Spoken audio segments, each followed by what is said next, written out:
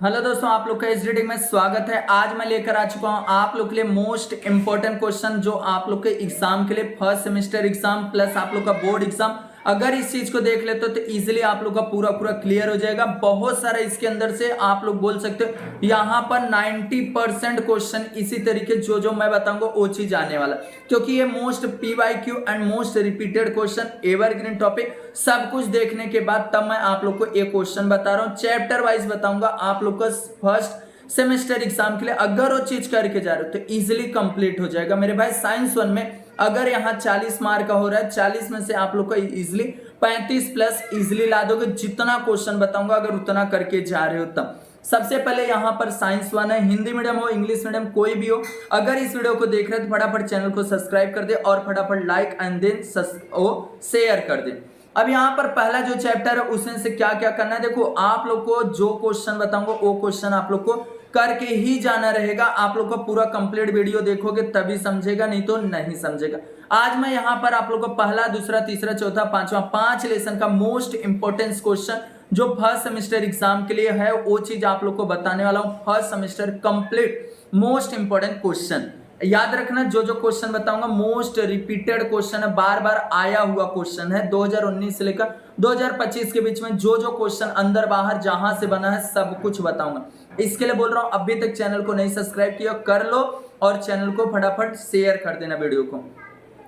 अब यहाँ पहले वाले पेजेस से ग्रेविटेशन जो चैप्टर है इसमें से क्या चीज करना है मेरे भाई। सबसे पहले आप लोग को जो बोलूंगा बस वही चीज करना है, सब करने की जरूरत नहीं है। सबसे पहले यहाँ पर इस पॉइंट को आप लोग को अच्छी तरीके से पढ़ना है, क्योंकि यहाँ पर पूछा जा सकता है आप लोग को फोर्स किसके लिए नेसेसरी होता है। फोर्स मेरे भाई इसके लिए नेसेसरी होता है या तो कोई ऑब्जेक्ट का प्लेस डिस्प्लेसमेंट करने के लिए, या तो मोशन करने के लिए, मोशन मतलब डायरेक्शन चेंज करने के लिए, या तो मोशन करवाने के लिए। इसके लिए हम लोग को फोर्स की जरूरत होता है, ये चीज समझ गया आप लोग को।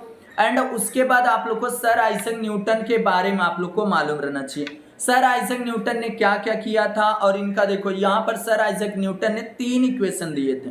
कौन सा? Law of motion, equation of motion, theory of gravity, ये तीनों दिए थे इक्वेशन।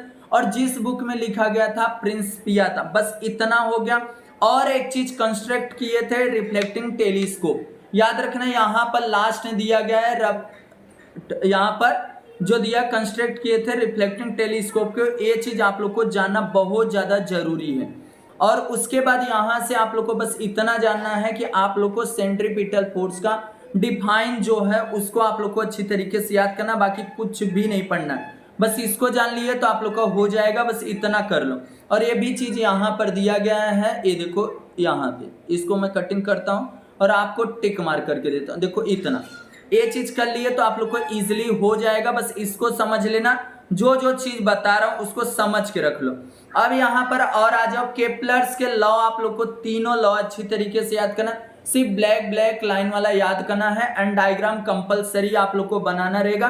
प्लस अगर डायग्राम बेस भी क्वेश्चंस आते हैं, बहुत बार एग्जाम में पूछे गए, डायग्राम दे दिया गया, डायग्राम के बेस पे आप लोग को बोला जाएगा इनके रूल क्या है, प्रिंसिपल क्या, वो चीज आप लोग को लिखना रहेगा। एंड यहाँ पर आप लोग को ए जो दिया गया, ए एंड ए वाला लाइन को आप लोग को अच्छी तरीके से कवर करना रहेगा। और उसके बाद यहाँ पर Newton's universal law of gravitation का बस जो बोलूंगा बस उतना। देखो यहाँ से बस इतना, यहाँ से टिक लगा लो, इसको कर लेना। और उसके बाद आप लोग को यहाँ पर देखो ये भी डायग्राम बेस ही आता है, इसके लिए बोल रहा हूँ, इसको अच्छी तरीके से, और ए इतना और ए लाइन को कवर कर लेना। अच्छी तरीके से कर लिया तो ये भी आप लोग का क्लियर हो जाए, क्योंकि ये सब क्वेश्चंस आए हुए हैं आपके एग्जाम में। अब उसके बाद और आगे आ जाते हैं हम लोग। यहाँ पर से कुछ भी नहीं करना, ये सब आता नहीं एग्जाम में, हाँ, बट यहाँ पर महेंद्र और विराट वाला अच्छी तरीके से आप लोग को करना है। और उसके बाद आप लोग को और क्या करना है उसको ध्यान से सुनना। यहाँ पर से न्यूमेरिकल्स देखो, यहाँ पर आप लोग को और नीचे आना है। यहाँ वैल्यू ऑफ द जी जो है सरफेस ऑफ द अर्थ पर कितना रहता है वो चीज आप लोग को जानना रहेगा। इतना आप लोग को अच्छी तरीके से डेरिवेशन करके रखना रहेगा, क्योंकि ये एग्जाम में आया हुआ है। याद रखना जो बता रहा हूँ वो आया हुआ है। मोस्ट रिपीटेड का मीनिंग ही होता है जो बार बार रिपीट हुआ क्वेश्चन, वो क्वेश्चन। अब यहाँ वेरिएशन ऑफ द वैल्यू जी आप लोग को बस इतना समझ के रखना है, कहां पर कितना होता है। अब यहाँ पर हाईएस्ट और इक्वेटर यहाँ पर देखो इस तरीके से आप लोग को दिया, it is the largest equator and the smallest pole पर रहता है। और यहाँ the value of the g highest कितना है 9.832 मीटर पर सेकेंड, और यहाँ धीरे धीरे डिक्रीज होते चले जाए, और लोएस्ट कितना होता है 9.78 मीटर पर सेकेंड इक्वेटर पे होता है। याद रखना पोल पे कितना है और इक्वेटर पे कितना है। उसके बाद यहाँ चेंज द वैल्यू, अब इसमें क्या करना है, यहाँ हाइट पे, हाइट मतलब ऊपर। एक सिंपल सा आप लोग को कॉन्सेप्ट बता दूं, अगर एक सर्कल ले लो, अगर यहाँ सर्कल में बीच में क्या होता है एक मिडल, अब यहाँ से अगर जैसा आर अगर रेडियस प्लस होगा तो हमेशा प्लस होगा, रेडियस अगर आर त्रिज्या जिसको बोला जाता है अगर वो प्लस होगा तो सर्कल भी क्या होगा, बड़ा होगा। सर्कल जब बड़ा हुआ, जब रेडियस बड़ा हुआ तो ऑटोमेटिक सर्कल बड़ा होगा, और जब सर्कल रेडियस प्लस में जाएगा तो जी की वैल्यू हमेशा क्या होगी, यहाँ पर माइनस में जाएगी, मतलब कम होगा जी की वैल्यू। याद रखना, समझा। अब उसके बाद आप लोग को ए वाला कॉन्सेप्ट आप लोग को क्लियर करना है, ए वाला पूरा पढ़ के रख लेना, बहुत ज्यादा इंपॉर्टेंस है। अब यहाँ डेप्थ वाला भी आप लोग को पढ़ना है। अब वेरी आईएमपी क्वेश्चन में जो आप लोग को दे रहा हूँ mass and weight, very IMP question में एक टॉपिक दे रहा हूँ, डिफरेंट बिटवीन में आप लोगों से मास और वेट पूछा जाएगा तो पूछा जाएगा। याद रखना 2 मार्क इजिली आप लोग को यहाँ पर मिलने वाला। अब उसके बाद ये सब कुछ भी न्यूमेरिकल्स नहीं करना है। हाँ, फ्री फॉल का यहाँ पर डिफाइन करने के लिए आप लोगों से पूछा जाएगा, तो वी नेवर से आप लोग यहाँ से अच्छी तरीके डिफाइन पूछा तो इतना नहीं, तो उसके आगे आप लोग और आगे तक याद कर सकते हो। बाकी अगर डिफाइन पूछा तो we never say following freely तक याद करना है। और यहाँ पर 3 रूल दिया गया, 3 फार्मूला दिया गया, पहला दूसरा तीसरा, यही तीनों फार्मूले पे आप लोग को यहाँ पर न्यूमेरिकल्स बना हुआ है, याद रखना। अब ये दोनों क्वेश्चन आप लोग को इस चैप्टर से न्यूमेरिकल्स आना फिक्सिंग का बात होता है, याद रखना। ये दोनों न्यूमेरिकल्स अच्छी तरीके से करना, और वीडियो के डिस्क्रिप्शन बॉक्स में एक न्यूमेरिकल्स का पूरा 2019 से लेकर 2025 के बीच में जितना न्यूमेरिकल्स आया हुआ वो चीज का वीडियो मैं दे दूंगा, आप लोग को पूरा कर लिए तो इजीली आप लोग का कंप्लीट हो जाएगा, याद रखना मेरे भाई। और आगे चलते हैं, यहाँ पर एक छोटा सा पोटेंशियल एनर्जी का देखो डिफाइन है, कोई नहीं बताएगा, इसके लिए मैं बता रहा हूँ कि आप लोग को अच्छी तरीके से समझ में आना चाहिए, ये चीज अच्छी तरीके से आप लोग को करना है। इसके वेलोसिटी का यहाँ पर देखो, इसके वेलोसिटी यहाँ पर है, इसको आप लोग को इट से आप लोग को कहाँ गया, अब फोर्स से याद कर सकते हो, नहीं तो यहाँ से इफ से, यहाँ से याद करना रहेगा, बट ये इसके वेलोसिटी का आएगा आप लोग को एग्जाम में शॉर्ट नोट। अब यहाँ पर ये सब क्वेश्चन नहीं करना है। हाँ देखो, ये सब मैं आप लोग को बता दिया, ये भी बता दिया, इससे डिफरेंट बिटवीन था, ये सब आप लोग को हो गया। फ्री फॉल हो गया, एक्सेलरेशन ड्यू टू ग्रेविटी हो गया, इसके वेलोसिटी हो गया, सेंट्रीपिटल फोर्स हो गया, यहाँ पर केपलर्स लॉ हो गया, तीनों हर चीज ये सब मैं आप लोग को अंदर से बता दिया। और यहाँ से एक क्वेश्चन एक करके रखना, ए वाला, एंड जो न्यूमेरिकल्स है, न्यूमेरिकल्स में भैया एक पहला करके रखो, एंड उसके बाद न्यूमेरिकल्स का मैं वीडियो दे दूंगा डिस्क्रिप्शन बॉक्स में, वहां से कर लेना, बहुत ज्यादा इंपॉर्टेंस होने वाले आप लोग को। वो चीज हो गया, बस इतना कर लिया। अब उसके बाद हम लोग दूसरे लेसन पे आते हैं, पीरियोडिक क्लासिफिकेशन ऑफ एलिमेंट्स। इसके अंदर सबसे पहले यहाँ पर एक पूछा जाएगा डोब्राइनर, डोब्राइनर के ट्राइड्स पूछा जाएगा। What is the Döbereiner triads, इनका कहना क्या था उसको सुन लेना, इनका एक ही कहना था, इसको थोड़ा सा पढ़ लेना और इसमें से एक याद कर लेना। इनका डोब्राइनर का कहना था कि मेरे भाई कि आप लोग को 3 एलिमेंट्स लिए, ए एलिमेंट्स और ए एलिमेंट्स को प्लस कर दो, प्लस करने के बाद जो मिडल वाला एलिमेंट्स रहेगा वो ये दोनों को जोड़ने के बाद जो आंसर आया वो अप्रोक्सीमेटली उसी के नियर बाई आएगा, याद रखना। तब तो डोब्राइनर का ट्रिक्स जो है, ट्राइड्स जो है वो काम किया, नहीं तो ओची डोब्राइनर के ट्राइड्स से वो नियम कानून नहीं लग रहा है, याद रखना। इनका कहना यही था। अब उसके बाद और आगे हम लोग चलते हैं, यहाँ पर न्यूलैंड ऑक्टेव को थोड़ा सा पढ़ना है। देखो जो लॉ दिया है उसको आप लोग को पढ़ना है मेरे भाई, जो बात है सिंपल। मेंडलू का प्रेडिक्ट टेबल भी पढ़ना है, ये सब टेबल हो गया, ये सब अच्छी तरह। यहाँ पर एक क्वेश्चन है जो आप लोगों से क्वेश्चन पूछा जाता है, पीरियड एंड द ग्रुप, जो आप लोग को वेरी आईएमपी में मैं दे रहा हूँ, उसको समझ लेना। दोनों डिफाइन बोल रहा हूँ, बहुत सारे बोलते हैं भैया डिफाइन समझ में नहीं आता पीरियड एंड ग्रुप का, तो the vertical column in the Mendeleev periodic table are called group, group का हो गया। और अलग से आप लोग को लिखना द हॉरिजॉन्टल रो आर, यहाँ पे देखो the horizontal row are in the Mendeleev periodic table are called a period. ये चीज आप लोग को अच्छी तरीके से आना चाहिए। एंड उसके बाद और आगे हम लोग आ जाते हैं, तो यहाँ पर मेरिट और डीमेरिट्स का दो दो पॉइंट याद करना। कितना पॉइंट? दो दो पॉइंट याद कर लेना आप लोग को, हो जाएगा मेरिट का और डीमेरिट्स का, दोनों का दो दो पॉइंट। मैं इजिली अपने क्लास में याद करवा दिया हूं, इसके लिए बोल रहा हूं आपको भी ये चीज कर लेना है, मेरिट और डीमेरिट्स। अब यहाँ पर आप लोग को मॉडर्न पीरियोडिक लॉ आता है, इसको आप लोग को यहाँ पर एक पॉइंट बहुत ज्यादा इंपॉर्टेंस है ये वाला, कि properties of elements are the periodic function of their, किसके हिसाब से चलता है? एटॉमिक नंबर के हिसाब से चलता है, याद रखना। अब उसके बाद आप लोग को एक structure, very very IMP structure दे रहा हूँ, very very very IMP question में एक स्ट्रक्चर आप लोग को इंपॉर्टेंट में दे रहा हूँ कि जो आप लोग को लर्न करना है। इसको मैं बड़ा कर देता हूँ मेरे भाई। हाँ, अब और आगे आ जाते हैं, तो यहाँ पर से आप लोग को क्या करना है, ए जो in the past in the modern periodic table का दिया गया, वो आप लोग को एक स्ट्रक्चर जब याद करोगे तो ऑलरेडी ये याद हुआ रहेगा, याद रखना। और इसमें आप लोग को ये चीज स्ट्रक्चर आप लोग समझे रहोगे, yes block, P block, D block and F block क्या है वो आप लोग को ऑलरेडी समझ में आ जाएगा, इसमें जरूरत नहीं है। अब यहाँ पर एक वैलेंसी का डिफाइन दिया गया, वैलेंसी का डिफिनेशन आप लोग को याद करके रखना है। एंड उसके बाद और आगे आ जाते हैं, डायग्राम बेस कभी कभी आता है, ऐसा डायग्राम दे देगा, यस पी डी क्या है वो ब्लॉक बताओ, एटॉमिक साइज का रेडियस बोला जा सकता है या एटॉमिक साइज वो चीज क्या है, उस पर आप लोग को डिफाइन लिखने के लिए आ सकता है, याद रखना। अब उसके बाद ये तो नहीं, ए डायग्राम बेस क्वेश्चन करो।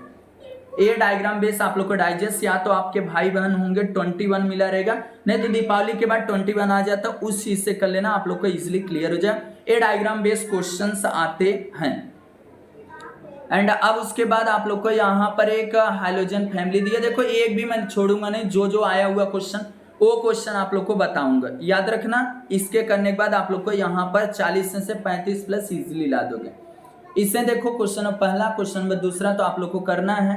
और वेरी वेरी आईएमपी क्वेश्चन में मैं आप लोग को यहाँ पर ए दे रहा हूँ, तीसरा very very very IMP question में तीसरा दे रहा हूँ, जो आप लोग को करके रखना पड़ेगा, क्योंकि 3 मार्क के लिए क्वेश्चन ये बनता है, आप लोग को एग्जाम में आया भी रहेगा।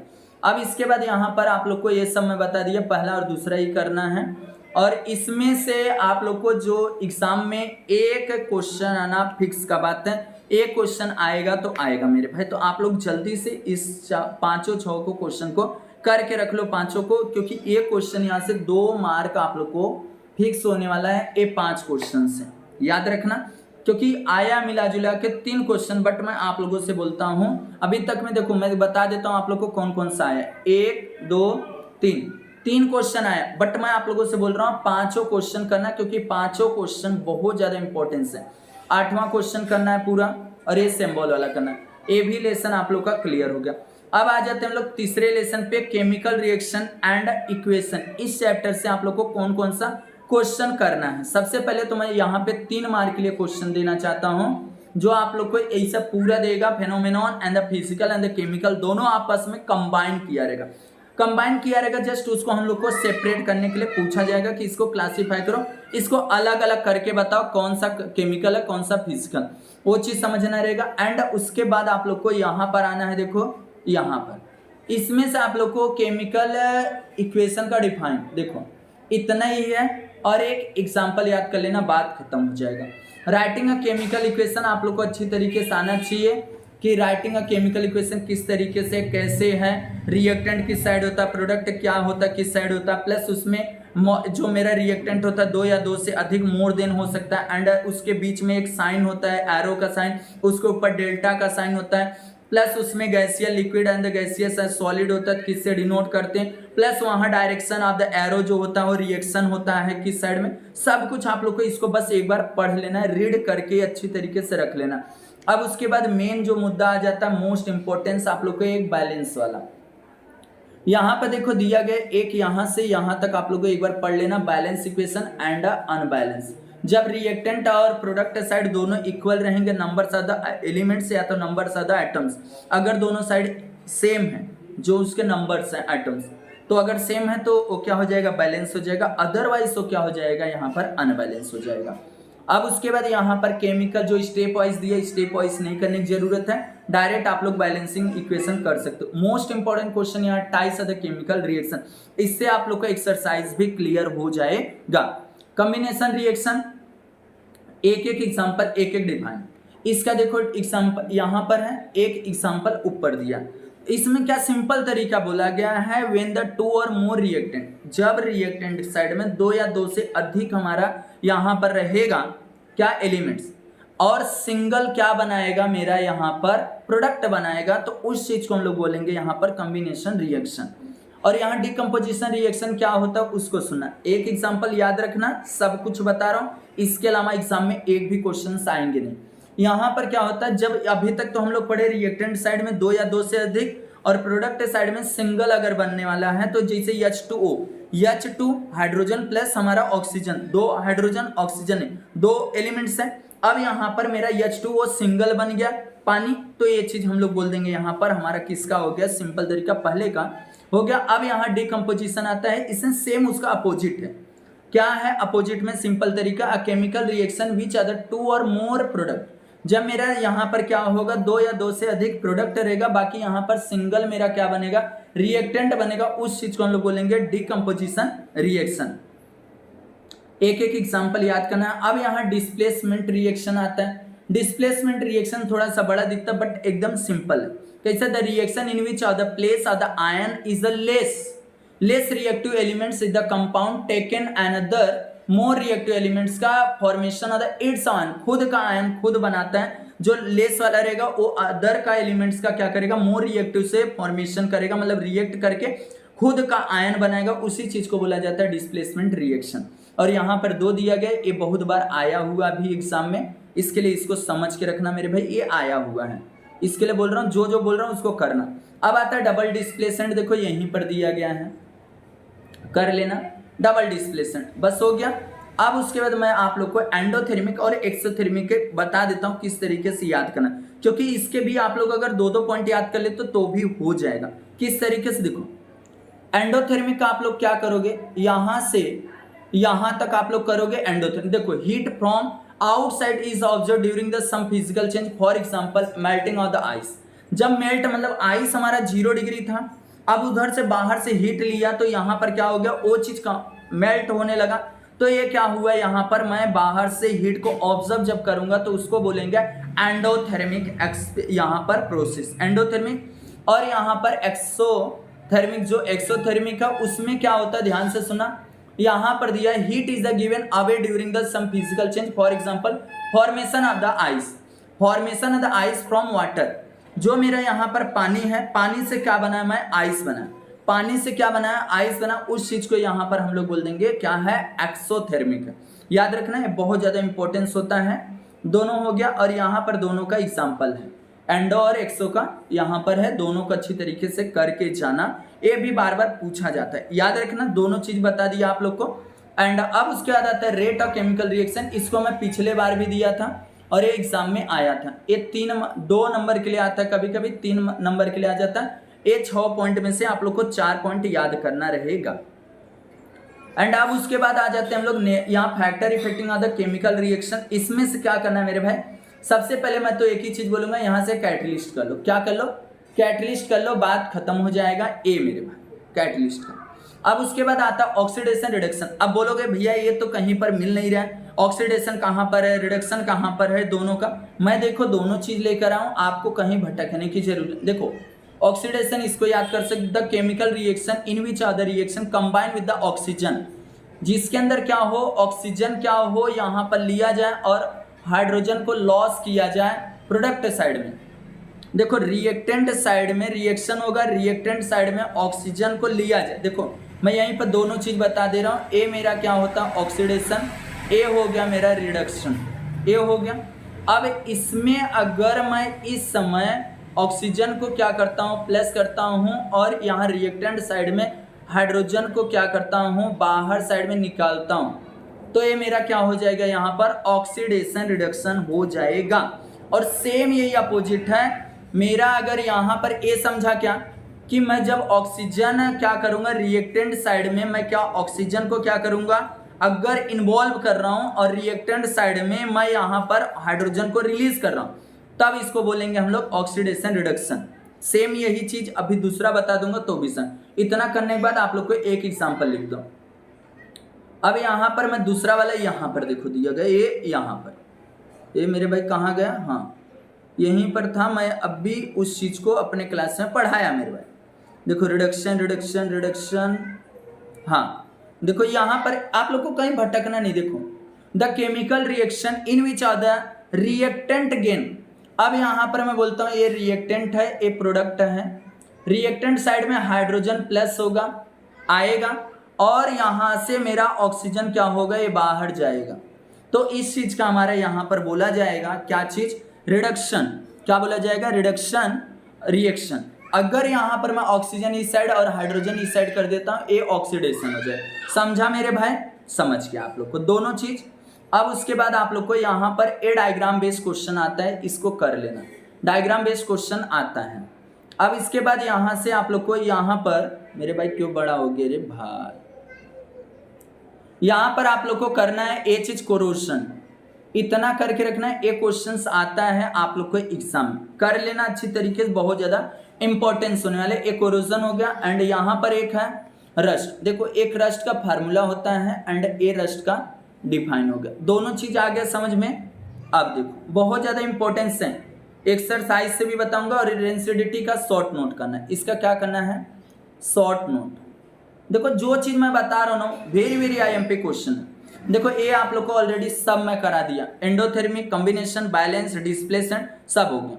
और इसमें से आप लोग को फिलिंग द ब्लैंक्स कर सकते हो एंड इसमें से मैं एक ही चीज बोलूंगा, एक ये करके रख लो एंड एक ये, दो क्वेश्चन करके रखना है, बहुत ज्यादा इंपॉर्टेंस है। और ये रिएक्शन वाला हाइड्रोजन वाला किससे इंक्रीज होगा, अभी एंडो और एक्सो बताया ना, वो ऑक्सीडेशन रिडक्शन ओ वाले क्वेश्चन पे है। और एक क्वेश्चन नंबर 5वां very very very IMP question है आप लोग के एग्जाम के लिए। एंड अब उसके बाद हमारा यहाँ इट इज अ रिकमेंडेड वाला और शाहबाद टाइल्स, ये दो क्वेश्चन बहुत ज्यादा इंपॉर्टेंस होते हैं आप लोग के एग्जाम में। और उसके बाद करना रहेगा तो कर सकते हो पहला, नहीं तो ए वाला और ए वाला दो क्वेश्चन। जो सुनेगा मेरे भाई उसको समझा रहेगा जितना क्वेश्चन मैं आप लोग को बता रहा हूँ। अब इससे आप लोग को यहाँ पर क्या करना है, बैलेंस इक्वेशन करना है, स्टेप वाइज नहीं करना डायरेक्ट। यहाँ पर एंडोथर्मिक और एक्सोथर्मिक आप लोग को प्रोसेस में बताना है कि कौन सा एंडो है एक्सो, और इसे मैच द कॉलम करना है। ये सब आप लोग को ऑलरेडी हो जाएगा। अब आता है effect of the electric current. इसमें से क्या क्या करना है, सबसे पहले तो मैं आप लोग को जो जो बताऊंगा उसको अच्छी तरीके से करते चले जाना, आप लोग को यहाँ पे हो जाएगा। Unit of the electric power एक बार समझ लेना। उसके बाद यहाँ से यूज ऑफ द कॉइल आप लोग को पूछा जा सकता है। याद रखना आप लोग को यहाँ पर ए वाले बॉक्सेस को एक बार रीड करना रहेगा, ए वाले को अच्छी तरीके से रीड कर लेना। और यहाँ पर एमसीबी का जो आप लोग का यूजेस है वो चीज अच्छी तरीके से आप लोग को आना चाहिए। और यहाँ से आप लोग को जो न्यूमेरिकल्स है, मैं पहले बोला न्यूमेरिकल्स का वीडियो का डिस्क्रिप्शन बॉक्स से लिंक रहेगा, वहां से जाके आप लोग ये एक बार बस देख लो, आप लोग को कंप्लीट न्यूमेरिकल्स हो जाएगा। उसके अलावा न्यूमेरिकल्स एक भी आएगा नहीं, याद रखना। अब उसके बाद आप लोग को क्या करना है यहाँ पर इस तरीके से, हाँ राइट हैंड थंब रूल, जितने रूल दिए राइट हैंड थंब रूल हो गया। उसके बाद आप लोग को यहाँ पर और आगे आ जाते हैं हम लोग, ये जो दिया गया ये आप लोग को सोलेनाइड का डिफाइन आता है। और एक बार डायग्राम देख लेना, थोड़ा सा पढ़ लेना क्या डायग्राम बोल रहा है, सोलेनाइड का डिफाइन। उसके बाद आप लोग को और ऊपर चलते हैं हम लोग, यहाँ पर फ्लेमिंग का लेफ्ट हैंड रूल।